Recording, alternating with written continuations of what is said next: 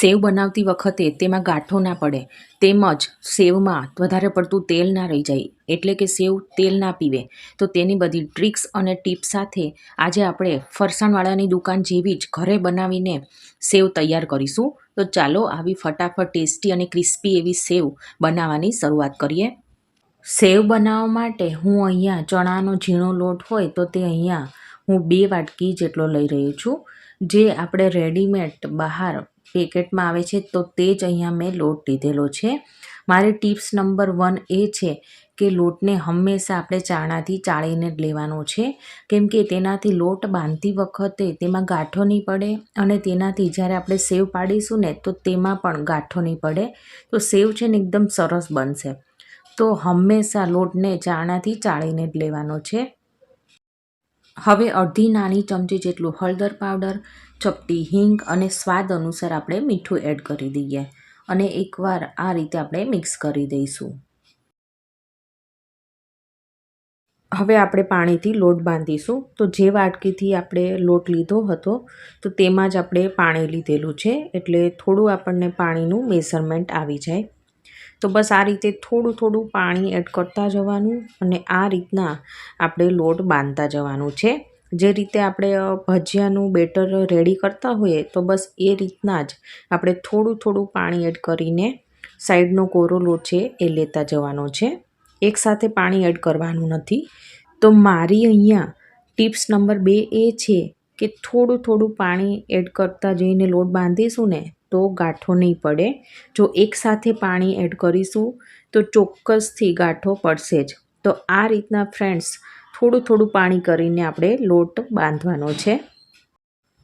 તો ફ્રેન્ડ્સ અહીંયા જો હાથમાં લેતા લોટ આ રીતના નીચે પડે છે તો એનું પરફેક્ટ બેટર બનીને રેડી થયું છે. તો આપણે જે ભજીયાનું બેટર બનાવીએ તો તેના કરતાં થોડું એવું કઠણ એવું આ સેવનું બેટર આપણે અહીંયા રેડી કરેલું છે. તો હવે આપણે આગળની પ્રોસેસ કરીશું. સેવ પાડવા માટે મેં અહીંયા સેવ પાડવાનો સંચો લીધેલો છે. તો અહીંયા મેં 0 નંબરની સેવ પાડે તેના કરતાં એક સાઇઝ મોટી એવી મેં અહીંયા સેવની જાળી લીધેલી છે. તો ફ્રેન્ડ્સ અહીંયા જો આ રીતની જાળી છે. તો હવે આપણે આમાં તેલ લગાવી દઈશું. હવે સેવ પાડવાના સંચામાં પણ બધી સાઈડથી આ રીતના આપણે ઓઇલ લગાવી દઈએ, એટલે જ્યારે આમાં આપણે બેટર એડ કરીશું તો તે ચીપકી ના જાય અને સરસ રીતે સેવ પડે. અને હવે લાસ્ટમાં સંચાને આપણે બંધ કરવાના આ ભાગમાં પણ તેલ લગાવી દઈએ, એટલે તેમાં લોટ ચીપકેલો ના રહે. તો સૌથી પહેલાં તો સંચામાં જાળીવાળા ભાગને આ રીતના આપણે બંધ કરી દેવાનો છે. મોટા ભાગની લેડીઝોને સંચો કઈ રીતે વાપરવો એ ખબર જ હોય છે, પરંતુ હજી જે લોકો પહેલીવાર આ સંચાનો ઉપયોગ કરી રહ્યા છે તો તેમની માટે હું આ બધું બતાવી રહી છું, એટલે એમને આઈડિયા આવી જાય કઈ રીતે સંચો વાપરવો. અને હવે આપણે આમાં જે બેટર રેડી કર્યું હતું એ આપણે ચમચીની મદદથી જ આમાં એડ કરીશું. જો હાથેથી એડ કરવા જઈશું ને તો હાથમાં બધું બેટર છે ચીપકી જશે. તો અહીંયા આપણે ચમચીનો ઉપયોગ કર્યો છે. તો 2 વાટકી લોટમાંથી અહીંયા એક આખો સંચો ભરાઈને રેડી થશે અને એક આખા સંચામાંથી ઘણી બધી સેવ પડશે. તો આટલું બેટર તૈયાર કરતાં મને 1/4 ભાગનું પાણીની જરૂર પડી છે. કેટલીક બહેનોને ઘણીવાર સેવમાં તેલ રહી જતું હોય છે, એટલે કે સેવ તેલમાં પચપચતી હોય તો તેવી લાગે છે. તો તળતી વખતે પણ ઘણી એવી ટ્રિક્સ અને ટિપ્સનું ધ્યાન રાખવાનું હોય છે કે જેનાથી સેવ છે ને એ તેલમાં પચપચે નહીં. તો હું તમને આગળ તળતી વખતે એ ટ્રિક્સ અને ટિપ્સ જણાવીશ, તો વિડીયોને એન્ડ સુધી જરૂરથી જોજો. તો હવે આ બાઉલમાં જે વધેલો લોટ છે એ પણ ચમચીથી બધો જ આપણે લઈ લઈશું અને સંચામાં આપણે એડ કરી દઈએ. તેલને મેં સાઈડમાં પહેલેથી ગરમ કરવા માટે મૂકી દીધેલું છે, તો એ એકદમ સારી રીતે ગરમ થઈ ગયું છે. તો હવે સંચાના આ રીતના ઉપરના ભાગને નીચે પહેલાં કરી દેવાનો.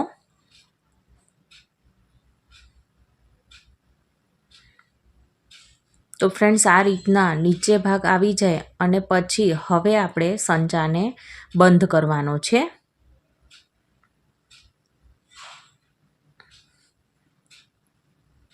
તો ફ્રેન્ડ્સ આપણો સંચો છે એ સેવ પાડવા માટે તૈયાર થઈ ગયો છે. તો હવે આપણે સેવ પાડીશું. સેવ પાડવા માટે તેલ છે એ ફૂલ ગરમ થયેલું હોવું જોઈએ અને પછી મીડિયમ ગેસ ઉપર આ રીતના આપણે એક આંટો ફેરવીને એક જ ડિરેક્શનમાં આ રીતના આપણે સેવ પાડવાની છે અને આને પલટાવવાની બિલકુલ ઉતાવળ નથી કરવાની. જો પહેલાં બબલ્સ કેટલા હતા અને હવે ધીમે ધીમે ઓછા થવા લાગ્યા છે. તો આ રીતના ઓછા થવા લાગે તો હવે આપણે ઝારાથી તેને પલટાવીશું. તો મારી ટિપ્સ નંબર 3 એ છે કે સૌથી પહેલાં તો તેલ છે ને ફૂલ ગરમ થયેલું હોવું જરૂરી છે. એટલે કે આપણે લોટનો ટુકડો તેલમાં એડ કરતાં તે તરત જ ઉપર આવે તો તેટલું તેલ ગરમ થયેલું હોવું ખૂબ જ જરૂરી છે. તેનાથી સેવમાં બિલકુલ તેલ નહીં રહે, તે બિલકુલ તેલ નહીં પીવે. તો એક સાઈડ 30 સેકન્ડ અને બીજી સાઈડ પણ 30 સેકન્ડ એવી રીતના બસ 2 વાર આપણે તેને અલટ પલટ કરીને તળીશું ને એટલે સેવ સરસ તળાઈ જશે. તો ફ્રેન્ડ્સ અહીંયા જો આપણી સેવ છે ને એકદમ સારી રીતે બનીને તૈયાર થઈ ગઈ છે. તો હવે આપણે તેને ઝારાથી કાઢી લઈશું. તો આ રીતે ઝારામાં લઈ લેવાની અને આ રીતના આપણે નિતારી લઈશું એટલે બધું તેલ છે ને એ નીચે નીતરી જશે. તો બસ આવી જ રીતના આપણે બીજી બધી સેવ છે ને એ પાડી લઈશું. તો મારી અહીંયા ટિપ્સ નંબર 4 એ છે કે જ્યારે આપણે તળતા હોય તો ત્યારે તેલ છે ને પાછું ના પડી જવું જોઈએ. એટલે કે તેલ છે ને ફૂલ ગરમ થયેલું જ હોવું જોઈએ. જો તેલ પાછું પડી જશે ને તો તેનાથી પણ સેવમાં તેલ રહી જશે એટલે કે સેવ છે ને એ પચશે. તો ફ્રેન્ડ્સ અહીંયા જુઓ ફરસાણવાળાની દુકાન જેવી જ સેવ છે ને ઘરે બનીને તૈયાર થઈ ગઈ છે. તો એકદમ ટેસ્ટી અને ક્રિસ્પી એવી સેવ તમે ક્યારે બનાવો છો મને કમેન્ટ સેક્શનમાં જરૂરથી કહેજો. અને તમે જો મારી આ ટ્રિક્સ અને ટિપ્સ ફોલો કરીને સેવ બનાવશો ને તો તમારે પણ સેવ છે ને મારા જેવી સરસ જ બનશે, ક્યારેય બગડશે નહીં. તો ફ્રેન્ડ્સ અહીંયા મેં એક ડીશમાં સર્વિંગ માટે સેવને લઈ લીધી છે. તો તમે ફ્રેન્ડ્સ અહીંયા જોઈ રહ્યા છો કે તેમાં બિલકુલ તેલનો ભાગ નથી રહ્યો અને એકદમ ક્રિસ્પી એવી બનીને તૈયાર થઈ છે. તો હું તમને એક તોડીને પણ બતાવી દઉં.